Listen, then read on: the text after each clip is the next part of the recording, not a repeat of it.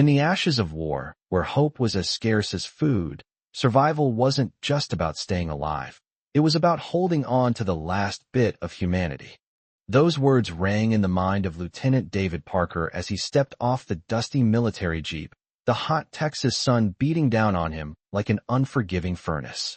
It was September of 1944, and the air smelled of sweat and gunpowder, but there was something else lingering in the atmosphere, something David couldn't quite put his finger on. It was the quiet that followed the storm, an eerie calm that made everything seem more real, more personal. He looked around the small camp at the rows of tents and barbed wire, at the prisoners, and then his eyes settled on her. Maria Muller. She stood apart from the others, her face gaunt, eyes sunken from days without food, yet there was something in her gaze, something that caught his attention. Her eyes didn't scream hate, nor did they plead for mercy. They were just tired. In a way, they spoke more than words ever could. David couldn't help but notice how her shoulders hunched forward, as if the weight of the world rested on them. He felt a pang of something he couldn't quite identify. Sympathy? Pity? No, something deeper. She wasn't just a prisoner to him. She was a person. "You look like you could use some water," David said, his voice steady but soft as he approached her. He knew she wouldn't understand him, but his tone, the way he said it, told her everything. She didn't flinch, didn't pull away. She just stared at him, as if she couldn't believe he was speaking to her. For a moment, it seemed like she was going to turn away, but then she reached for the canteen in his hand, her fingers brushing his. Maria took a sip, and for a second, David watched her eyes flicker in confusion. He could see the wariness in her face. She was expecting something terrible, but there was nothing but water, nothing but kindness in his eyes. He took a deep breath, feeling the heat of the moment and the weight of everything he knew about the war. He'd been trained to see enemies in every face, but now, looking at Maria, he saw something different.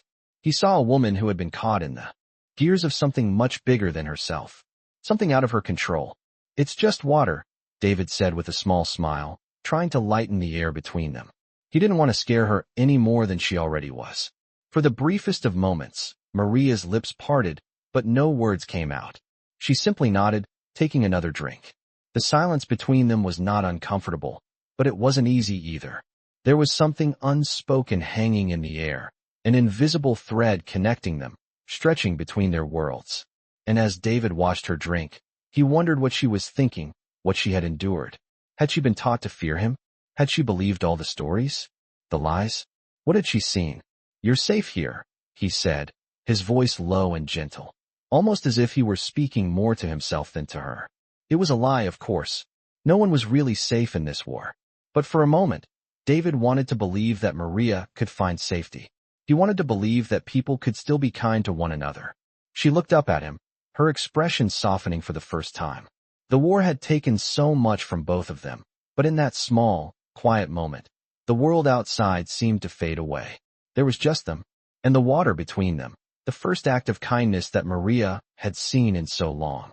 And perhaps, just perhaps, that was enough. "I was assigned to guard the prisoners, but the more I saw them, the more I couldn't see them as enemies. It was a feeling that gnawed at me every day. I wasn't the only one. There was something about these women that made it hard to keep up the walls between us. The war had told us to hate them, to see them as symbols of everything we were fighting against. But the faces before me told a different story. Maria Muller was one of them, and though I'd only met her for a brief moment, I couldn't shake her image. Her eyes still lingered in my mind, soft and tired, yet strangely full of depth, as if she had already seen the worst of what life had to offer. It wasn't the face of a soldier. It was the face of someone who had been caught in the crossfire, like the rest of us. Over the next few days, I found myself seeking out moments where I could steal a glance at her, watching her as she worked alongside the other prisoners. They had been assigned to clean up after the camp, fixing fences and clearing debris, the labor keeping them busy under the hot sun. I could see the exhaustion in every movement they made. These women weren't soldiers, they were survivors. It hit me that I had been looking at them all wrong, judging them by what I thought they represented, rather than who they were. Maria caught my eye one afternoon, her hands steady as she wiped the sweat from her forehead. I couldn't help but notice how much she had changed in just a few days. She looked healthier, a little less gaunt, though still thin. But there was something else, something I couldn't quite explain. The way she stood, the way she moved, it was different now. There was a quiet dignity in her. It was impossible to ignore. As I approached, I felt my heart beat a little faster. I wasn't sure why, but the closer I got, the harder it was to pretend I wasn't feeling something. Maybe it was guilt. Maybe it was the human need to connect. Maybe it was just the way she looked at me. "You're looking better," I said, trying to sound casual. Maria didn't respond right away. She only nodded and gave me a brief, but almost imperceptible smile. I wasn't sure if it was because she was thankful for the food and water I had given her, or if it was simply because she had started to trust me. Trust, it wasn't something you could expect in a place like this. But I found myself wishing, even just for a second, that things were different. That we weren't standing on opposite sides of a war. That we could be just two people, not prisoners and soldiers. "Thank you," she said quietly, her voice barely audible over the distant sounds of the camp. "For the water and the food. It's more than we've had in days." Her words hit me harder than I expected. I had known they were starving, but hearing it from her, so calmly, made the reality of it all feel more real. I nodded, not sure what else to say. The silence stretched between us, neither of us quite knowing how to move forward. We weren't supposed to be talking like this. We weren't supposed to be anything more than enemies in a war. But in that moment, I felt like I wasn't looking at a prisoner anymore. I was looking at a person, a woman who had been through hell, just like the rest of us. "You're welcome," I said finally. But the words felt inadequate. I wanted to say more, to ask her about her life before the war, to know who she was beyond the uniform and the barbed wire. But I knew I couldn't. Not yet. Not here. "I'll be back later," I added, feeling a strange pull to make sure she was okay, even though I knew it wasn't my job. It was a fleeting thought, one I quickly brushed away. I wasn't supposed to care, but I did. The next day, I saw Maria again. She was sitting against a pile of wood, trying to rest in the shade. Her face looked drawn, but there was a calmness about her now. She wasn't the broken woman I had first seen. No, now she had a fire in her eyes, a quiet strength that I hadn't noticed before. I found myself wanting to talk to her again, to ask how she was really doing. But I knew that doing so would raise questions I wasn't ready to answer. It was just easier to pretend nothing had changed. Easier to keep my distance, to keep following orders. Easier to tell myself that it was just part of the job, that I was just a soldier doing his duty. But as the days passed, I found it harder to ignore the pull between us. There was something undeniable in the way she had looked at me, something I couldn't shake. Maybe it was the kindness we had shared. Or maybe it was the simple fact that in a world torn apart by war, we had found a brief moment of understanding. Either way, it didn't matter. I had a job to do. And yet, every time I looked at Maria, I couldn't help but wonder what could have been if we had met in another time, another place. If the world hadn't been at war, if we hadn't been enemies, what would have happened then? Days passed, and with each one, it became harder to ignore. The pull between us. Lieutenant David Parker had always seen the world through the lens of duty, of orders, of clear lines drawn between right and wrong. But as the war stretched on, those lines blurred. Each day he spent watching Maria Muller. He couldn't help but notice the quiet strength in her. She wasn't just a prisoner. She wasn't just a German enemy. She was a person. And that thought, that realization, gnawed at him more than anything else. It was late in the afternoon when he saw her again. She was sitting by the small fire pit the prisoners had made, her hands resting in her lap, the weight of the day in her eyes. It had become routine to check on her, though he told himself it was just part of keeping watch over the camp. The prisoners weren't supposed to be left alone for too long, and Maria always seemed to be sitting apart from the others, so it felt natural, almost, for him to ensure she wasn't in need of anything. He approached her slowly, not wanting to startle her, but when she looked up, she didn't seem surprised to see him. In fact, there was something in her gaze, something different. It wasn't mistrust, as it had been before. It was more like quiet understanding. It was as if she, too, had realized that there was no point in pretending anymore. "You look tired," David said, his voice a little softer than usual. He leaned against a nearby post, giving her space. She smiled faintly, but didn't speak at first. Instead, she looked down at her hands, as if trying to gather her thoughts. Finally, she met his eyes again. "We all are," she said quietly, her voice steady, but there was a hint of something else in it, a sort of resignation, mixed with hope. It wasn't the first time they had spoken, but this felt different.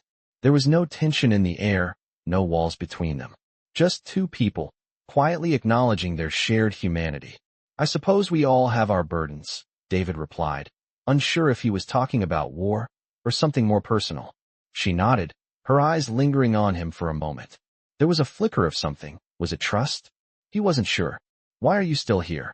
Maria asked suddenly, her voice a little more forceful than before. It caught him off guard, and for a moment, he didn't know how to answer.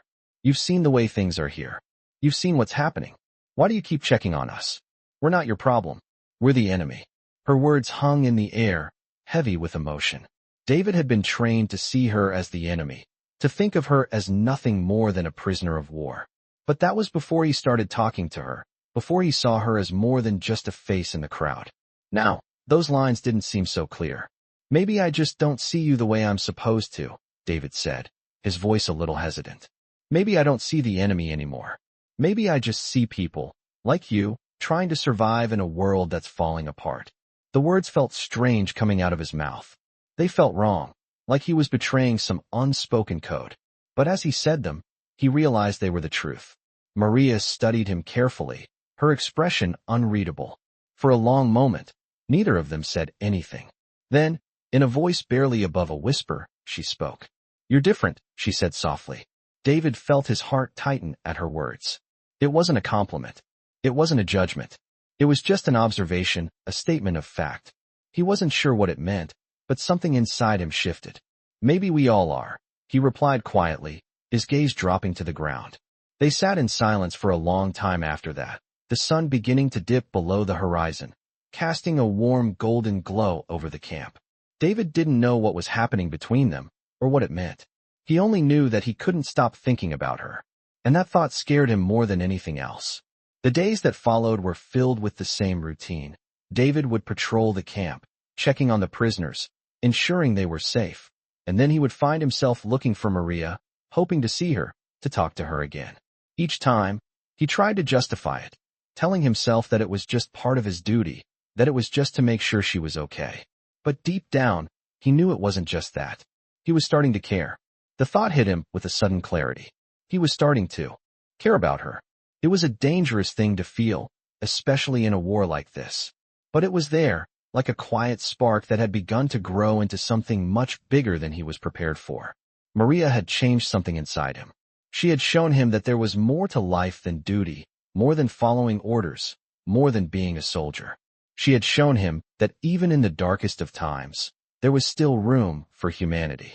And for the first time in a long time, David wondered if there was still hope. Not for the war, not for the country, but for something far more personal. Something that didn't belong on a battlefield. Something that belonged between two people, sharing a moment of understanding. And maybe, just maybe, that was enough. I had never realized how much I had been missing until I started talking to Maria. The war had conditioned me to expect the worst, to expect that all of them, all the German prisoners, were enemies, nothing more. But the more I watched Maria, the more I spoke with her, the more I realized just how wrong I had been. It was early one morning when I found her by the small stream near the camp, her hands in the cool water. The soft glow of dawn was breaking through the trees, casting long shadows across the grass. It was a quiet moment, a rare moment of peace. She didn't see me at first.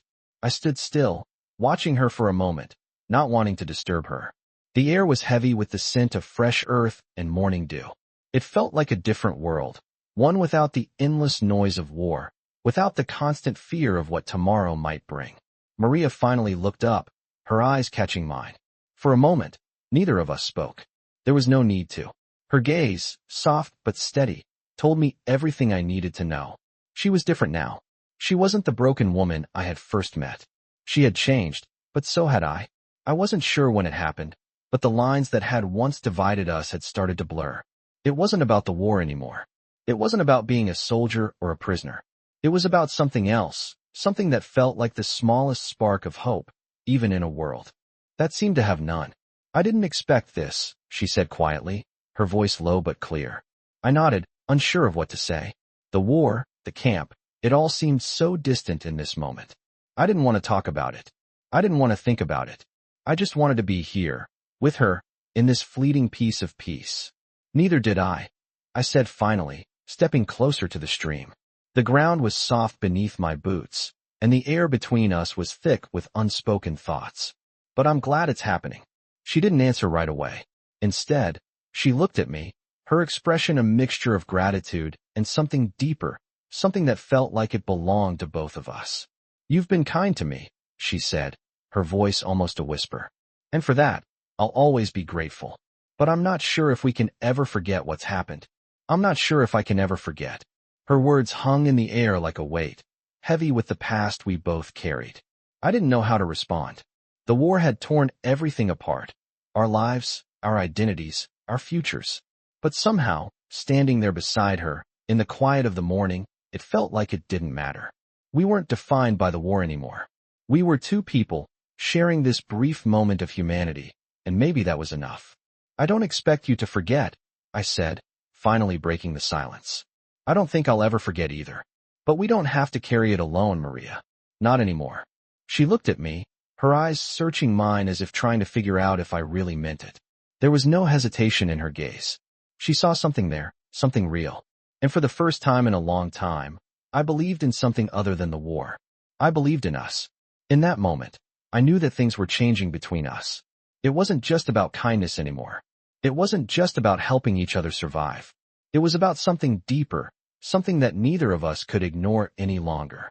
There was a bond between us, a connection that neither of us had planned for, but one that had been formed through everything we had been through. And as I stood there, watching the sunlight break through the trees, I realized that I didn't want to let go of that. "I'm sorry for everything," I said, my voice barely a whisper. "For what we've all lost. For what we've all been through." Maria didn't answer right away. Instead, she reached down, picking up a small stone from the ground and tossing it into the water. The ripples spread out, growing larger until they disappeared into the stillness of the stream. "We can't change the past," she said quietly, looking back up at me. "But we can decide what we do with the future." Her words echoed in my mind as we stood there in silence. The future. I had never really thought about it before. The war had always been about survival, about making it through to the next day. But now, with Maria standing beside me, I realized that maybe there was more to life than just surviving. Maybe there was something worth fighting for. I didn't know what the future held. I didn't know what would happen to us, or if I would even survive the war. But I knew one thing for sure. For the first time in a long time, I felt like there was a chance for something better, something real. And that thought, that spark of hope, made everything else seem a little less impossible. I didn't know how to say goodbye. The thought had been on my mind for days now, swirling in the background as I watched the sun set each evening, casting long shadows across the camp. Everything felt different, everything had changed, and I couldn't quite figure out how to reconcile that with the harsh reality of the world we were living in. Maria and I had shared so many quiet moments, moments that felt like they belonged to another world, one far from the noise of the war.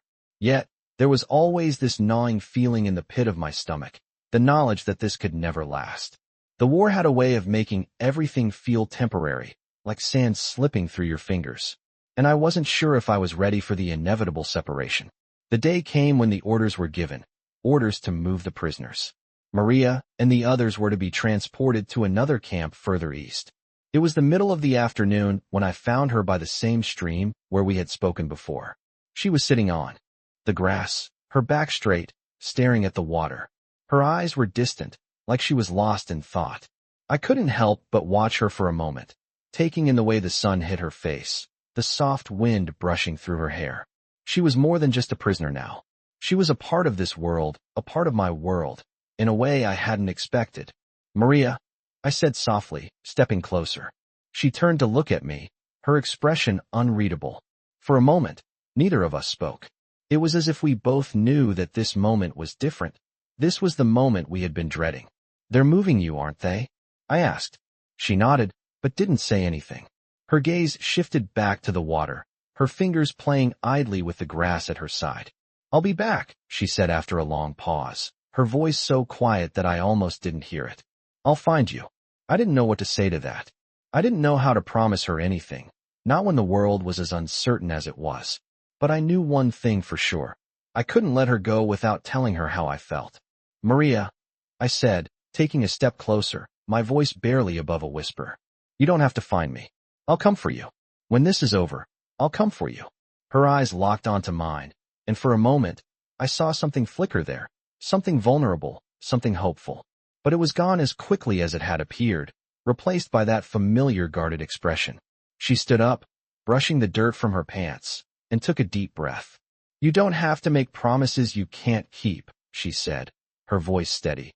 But there was a hint of something, regret, perhaps, lingering in her tone. "You don't owe me anything."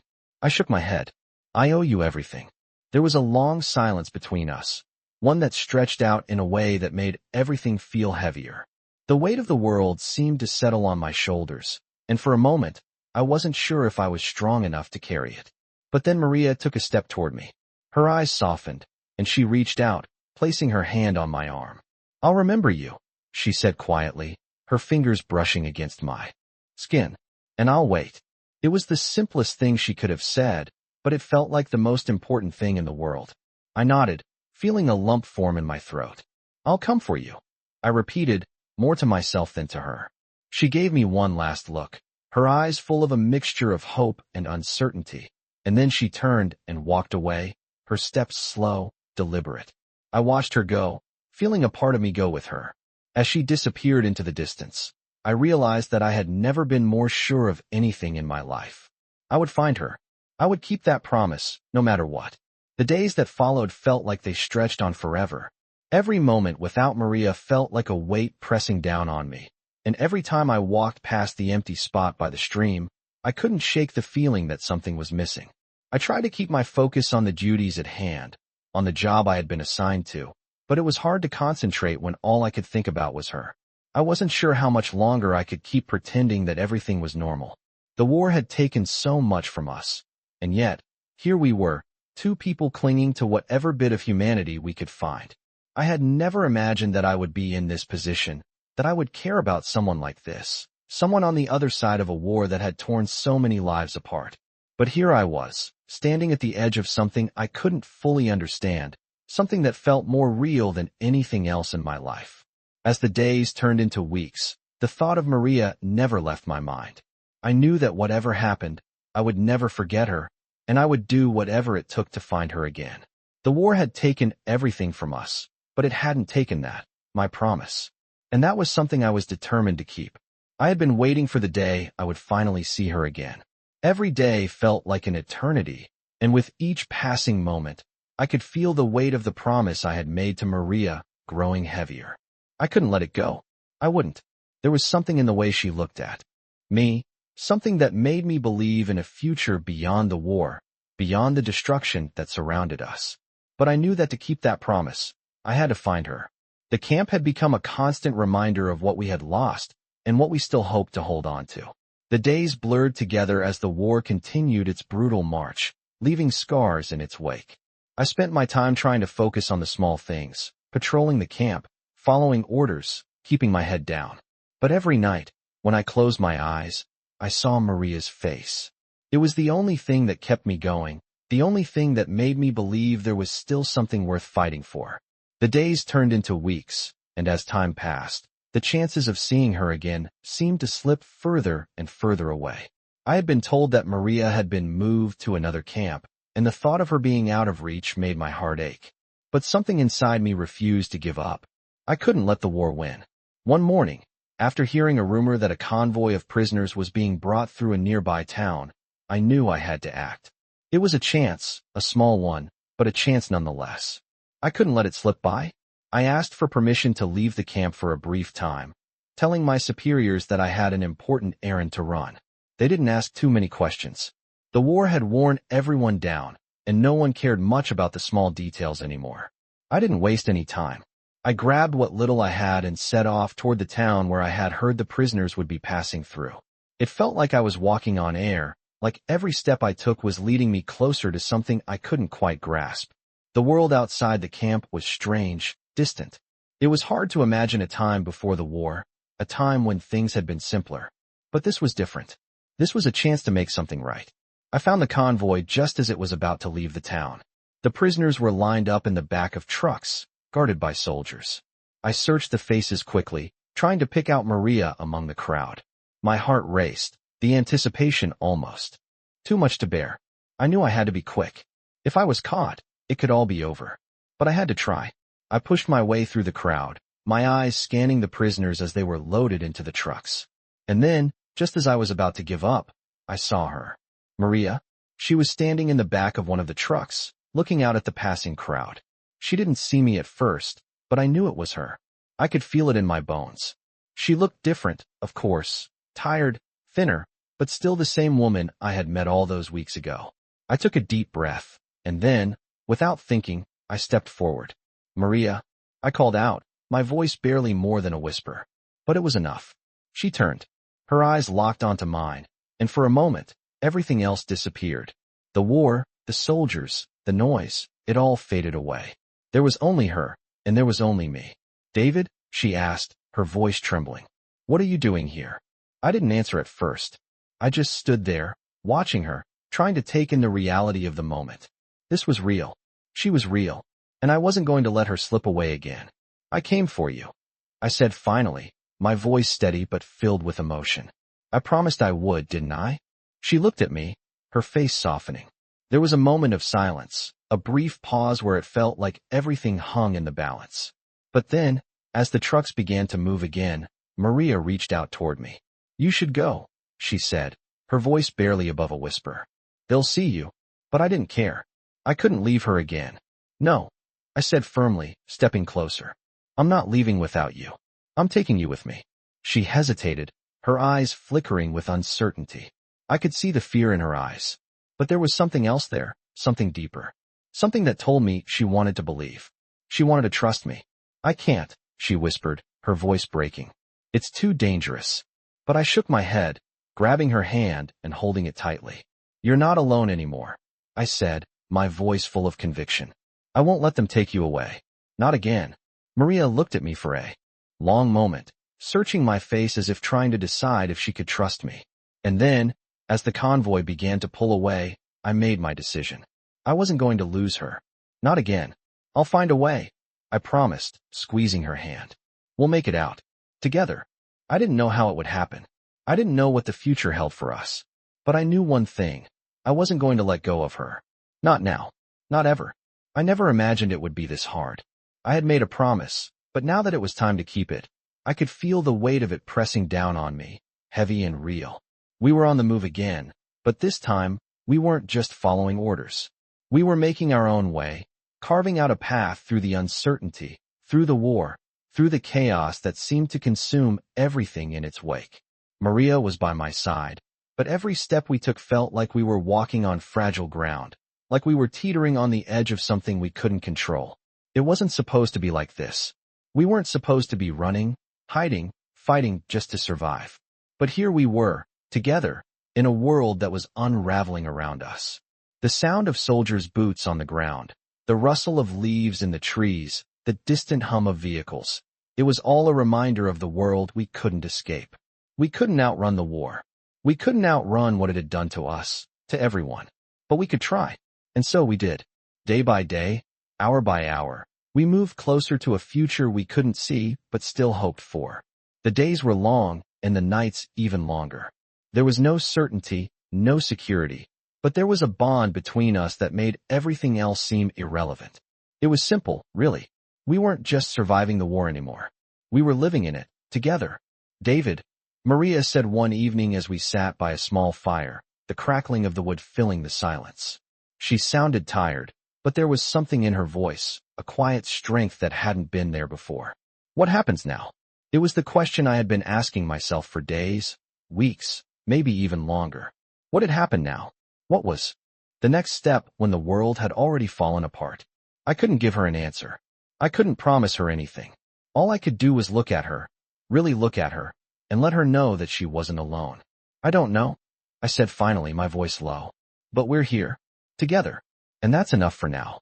Maria didn't say anything at first. She just looked at the fire, the flickering light reflecting in her eyes. I could see the doubt in her gaze, the uncertainty that still lingered, but there was something else, too. Something stronger. Hope, maybe. Or maybe just the simple truth that, for the first time in a long time, we were facing the future together. I can't do this alone, she whispered, almost to herself. I don't want to. I wanted to tell her that we wouldn't be alone, that we had each other, but the words didn't feel right. They felt too small for the weight of the moment. Instead, I just took her hand in mine, holding it tightly. You're not alone, I said. Not anymore. I'm with you. And I always will be. There was a brief pause, and then Maria squeezed my hand, just once, before letting go. She turned her gaze to the stars above us, her face softening. I don't know what's going to happen, she said, her voice barely above a whisper. But I want to believe.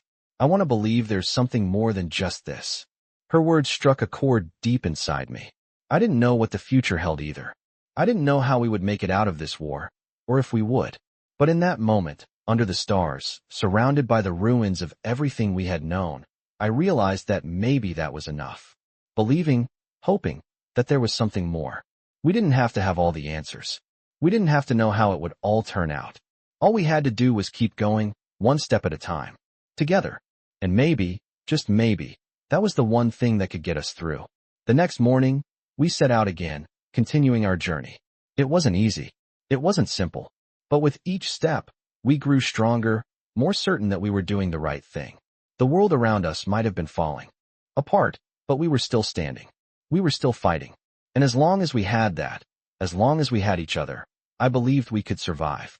The road ahead was long, and I didn't know what it held. But I did know one thing for sure. I wasn't giving up. Not now, not ever. And as long as I had Maria by my side, I knew we had a chance. We had hope. And sometimes, that was all we needed. I didn't know how much longer we could keep running. The days had stretched into weeks, and with each passing one, I felt the weight of our situation pressing down harder on both of us.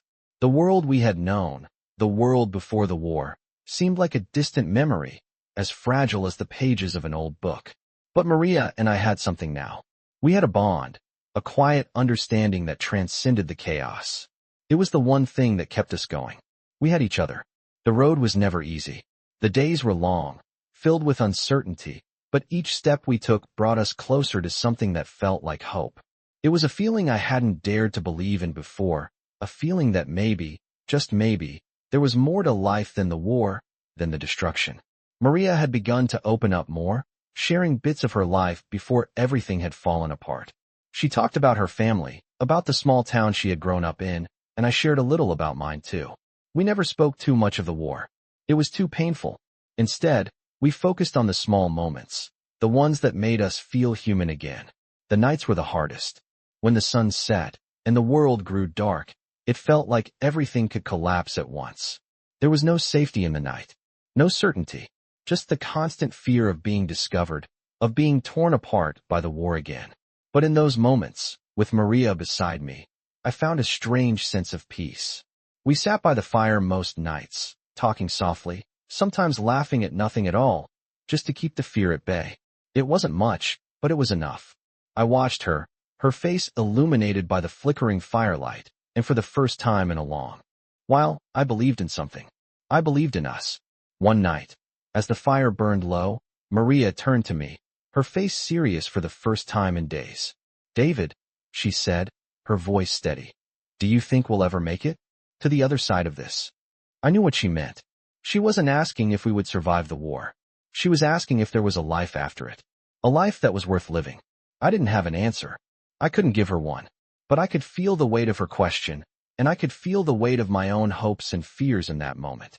I don't know, I said honestly. But I know one thing for sure. I won't stop trying. I'll never stop trying. She looked at me, her eyes softening, and for the briefest moment, I saw something in her, something I hadn't seen before. Hope, not just for survival, but for a future where we weren't just hiding, running from the world, where we could stand tall, together. She nodded, a faint smile pulling at the corner of her lips. I don't want to just survive, she said quietly. I want to live. I want to know what it feels like to not have to be afraid all the time. The words hit me harder than I expected. I knew what she meant. It wasn't just about finding safety. It was about finding something worth living for in a world that had been broken by war. And in that moment, I realized that maybe we were already living. We had found something that had been lost in the midst of everything. something worth holding on to, something that made everything else seem bearable. I didn't know what the future held for us. I didn't know if we would make it out of this war alive, or if we would be torn apart by it. But I knew one thing. I wasn't going to let her go. Not now. Not ever. The next morning, as we continued on our journey, I felt something inside me shift. It wasn't a grand revelation, nothing that changed the course of the war. But it was enough. Enough to remind me that even in the darkest of times, there was still light. I looked at Maria, walking beside me, her steps steady, and I knew we could do this. We could keep going. We had to. For both of us. For the future we hadn't given up on. There was still so much to fight for. And for the first time in a long time, I believed we could fight for it together. I had never been more unsure of anything in my life. The road ahead felt like an endless stretch of uncertainty, each step taking us further into a world that seemed to shift under our feet. Maria and I had come so far together, and yet, I couldn't shake the feeling that at any moment, we could lose everything. I wanted to believe that there was a future for us, a future where the war didn't define us. But I didn't know how to get there, how to make the promise I had made to her real. It had been weeks since we had started running, and with each passing day, we grew closer to the edge of something, but I wasn't sure what that something was.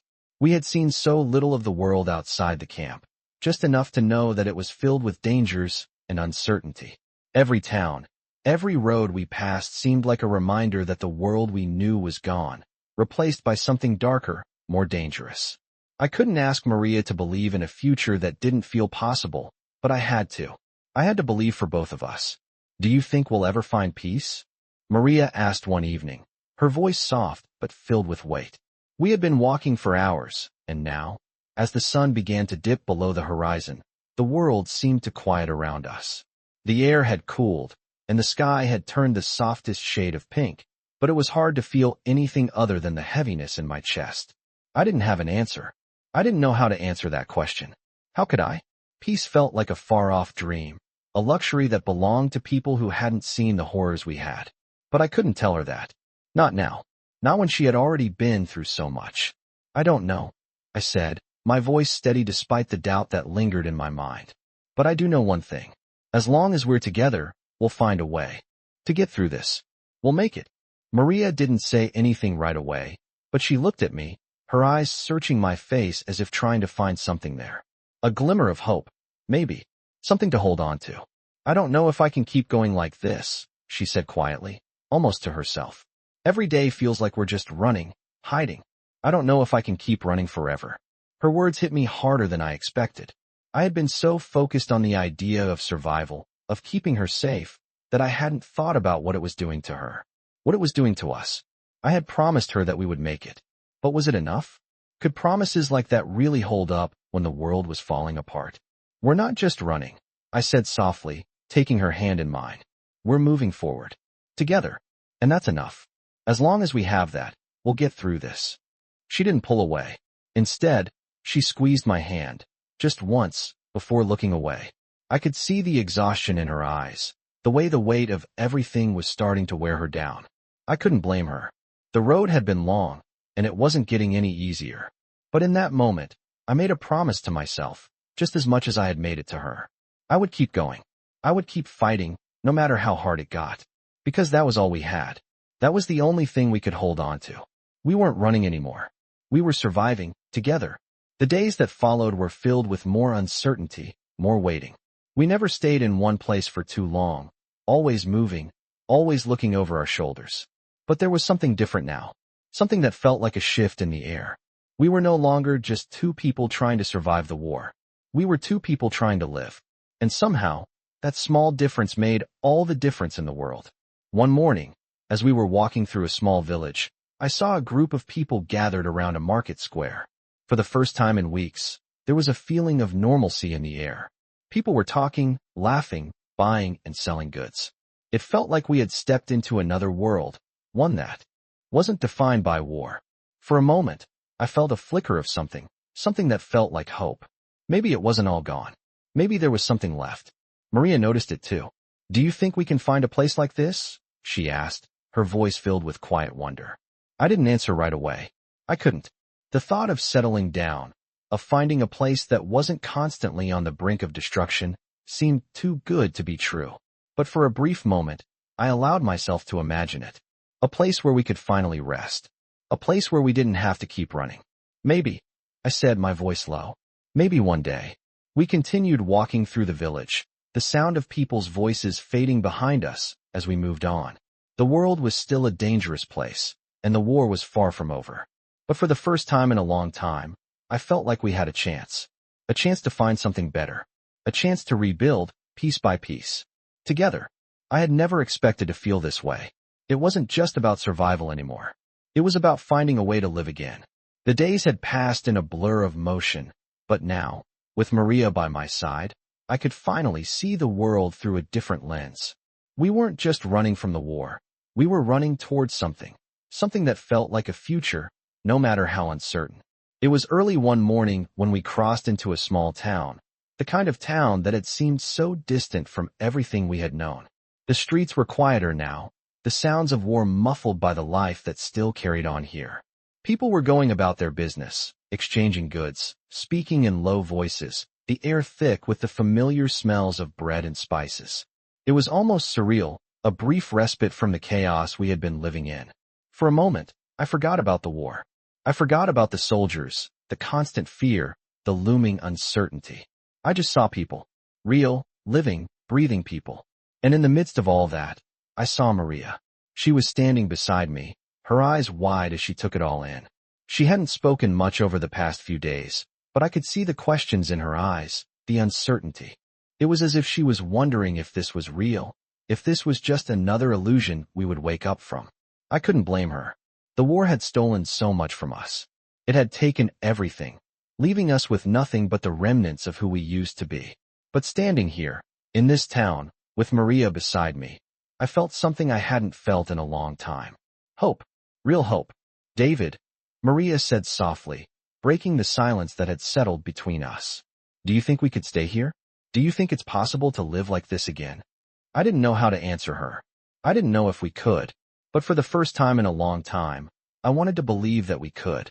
I wanted to believe that we had earned something good in this world, something worth holding on to. I don't know, I said honestly, turning to face her. But I want to try. I want to find out. She didn't respond at first, but I could see the flicker of something in her eyes, something like hope, but also fear.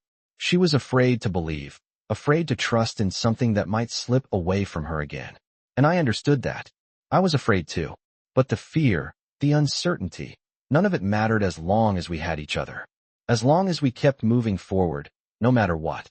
We spent the rest of the day in the town, walking through the streets, talking to people, trying to get a sense of what life was like here. It wasn't easy. People were wary of strangers, of outsiders, but they were kind. They offered us food, shared stories of what had happened to their families, their homes, their lives. It wasn't much, but it was enough to remind us that there was still good in the world, even if it felt small.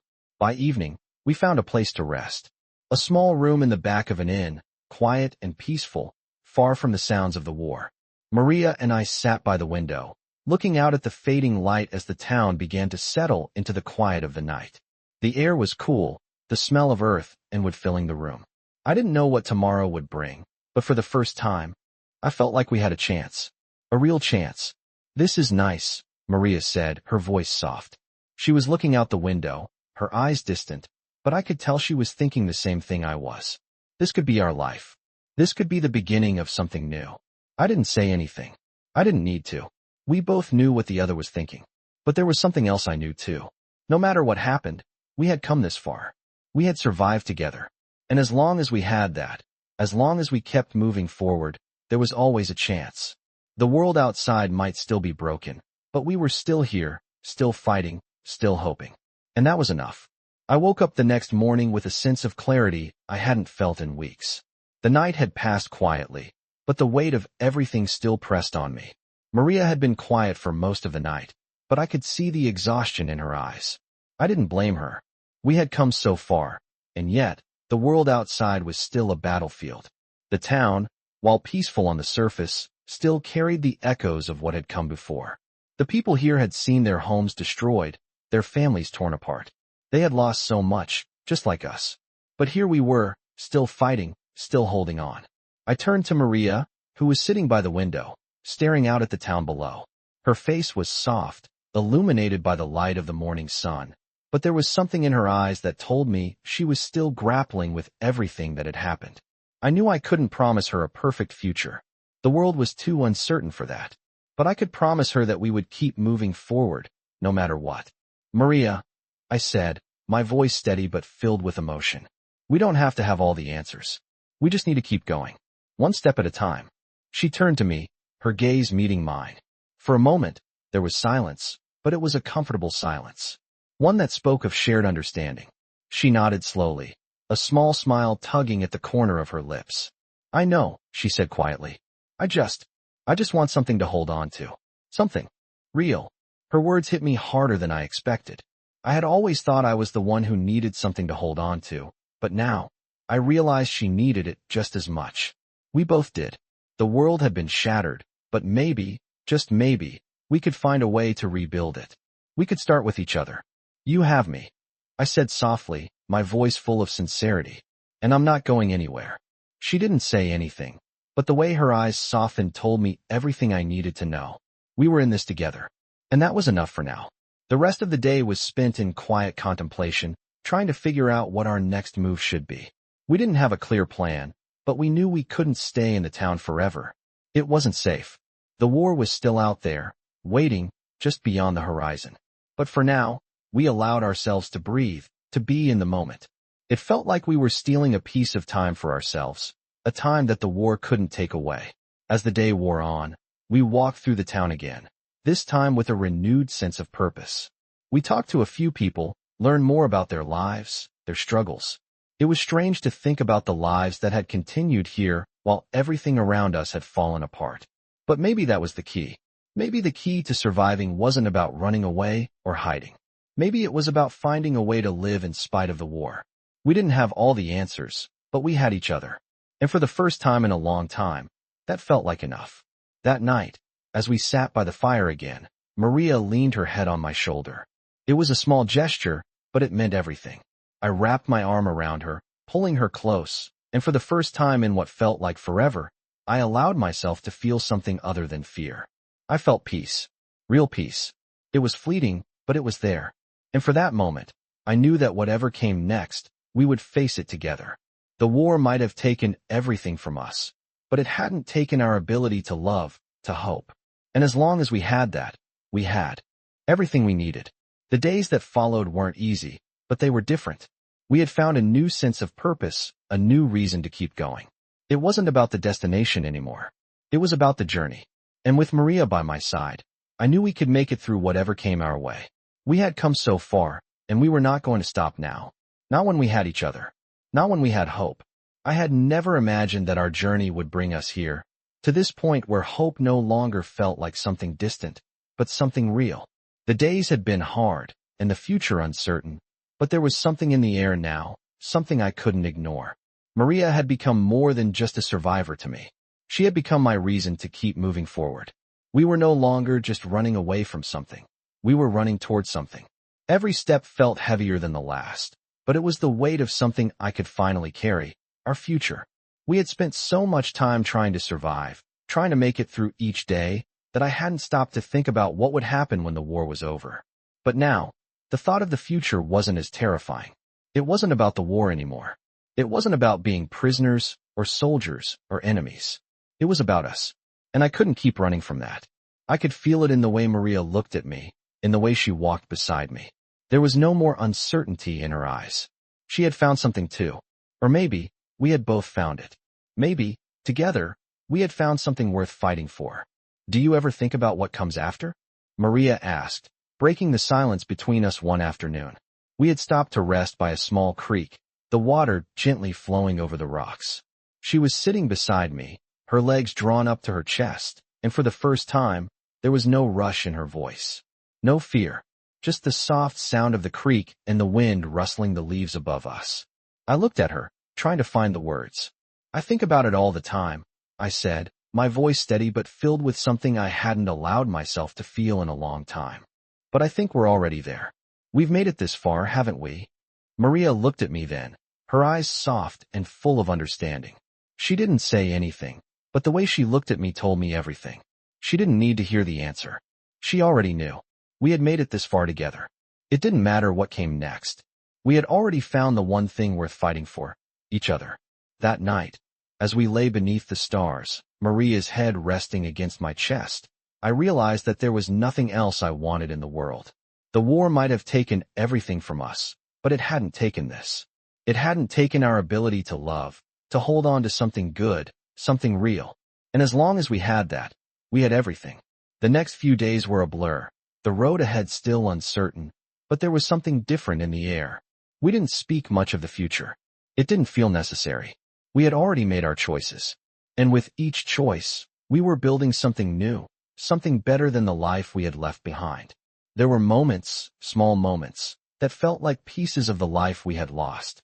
We found shelter in small villages, shared meals with strangers who offered us kindness in exchange for nothing, but the company of two people who had nothing left to give but their own gratitude. And every time we found a new place, a new step towards something that felt like a future, I knew that we were doing it. We were rebuilding. Together. One evening, as we sat by the fire, I looked at Maria and saw something in her that I hadn't seen before, a strength, a confidence, a peace. It was the same peace I felt inside me. The world was still broken. It always would be. But as long as we were together, we could make a place for ourselves in it. We'll keep going, I said, breaking the silence between us. One step at a time. Together. Maria smiled, a soft, knowing smile, and nodded. Together, she agreed. And that was all we needed to say. We had already made our promise. The war hadn't taken everything. It hadn't taken us. And as long as we had that, we could face anything the world had left to throw at us. I had always thought that after the war, we would return to something normal, something familiar. But the more time passed, the more I realized there was no going back. The world had changed, and so had we. The war had taken so much from us, but in the process, it had given us something too. Something we could never have imagined before. It had brought us together. It had shown us that no matter how broken the world was, there was still a way to rebuild, piece by piece. I looked at Maria as we walked down the road, the sun just beginning to set behind us. We had been moving for days, crossing fields and small villages, trying to find our way to something that felt like a future. But the road was long, and the uncertainty still lingered. We had come so far, but I didn't know what lay ahead. I didn't know if there would be peace for us, or if we would have to continue running, hiding. But I knew one thing. I wasn't afraid anymore. Maria had become my anchor, my reason to keep going. The future was still a question mark, but with her by my side, it felt possible. Do you think we'll find a place to settle? Maria asked, her voice soft but filled with hope. I didn't answer immediately. The question had been in my mind too, but I hadn't been able to put it into words. I don't know, I said finally, but I think we'll find a way. Together. She looked up at me, her eyes searching mine, and for the first time in a long while, I saw the spark of hope in them again. The fear, the uncertainty, it was all still there, but now it was tempered with something else. A belief that maybe, just maybe, we could make it. That we could build something out of the ashes of the world. We walked in silence for a while, the sound of our footsteps on the dirt road the only noise between us. The world was still broken, but I could feel the shift inside me. I was no longer running from it. I was running toward something. I had a reason to fight, and that reason was walking beside me. That night, as we made camp under a small cluster of trees, I felt a quiet sense of peace. It wasn't the peace I had imagined before the war, a life without fear or hardship. No, this peace was different. It was the peace that came from knowing that no matter how difficult the road was, we would face it together. We would keep moving forward, step by step. Maria sat beside me by the fire, her face illuminated by the soft glow of the flames. David, she said, her voice low but steady. I don't know where we're going, but I know I want to go there with you. Her words hit me harder than I expected. It was simple, but it was everything. It was the promise I had made to her, and it was the promise I would keep, no matter what came next. We'll keep going, I said softly. We'll find our way. The fire crackled between us, the sound of it filling the silence, and for the first time in what felt like forever, I allowed myself to believe. We weren't alone, and together, we could make it through anything. The next few days passed in much the same way. We continued to walk, moving from one small town to the next, always searching for something that felt like home. There were moments of doubt, moments when the weight of everything seemed too much to bear. But there were also moments of light, moments when we would sit together and talk, sharing stories, laughing at nothing in particular, just to remind ourselves that we were still here. And then, one day, we arrived at a small village by the edge of a river. The houses were simple, the people kind, and for the first time, it felt like we had found something real, something lasting. We didn't know if we could stay there forever, but it felt like a beginning, a place to call home, even if only for a while. As we stood on the edge of the river, watching the water flow by, Maria took my hand. She didn't say anything, but I didn't need her to.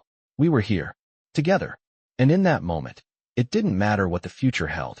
We had found a place, a moment of peace. And for the first time in a long time, it felt like everything was going to be okay.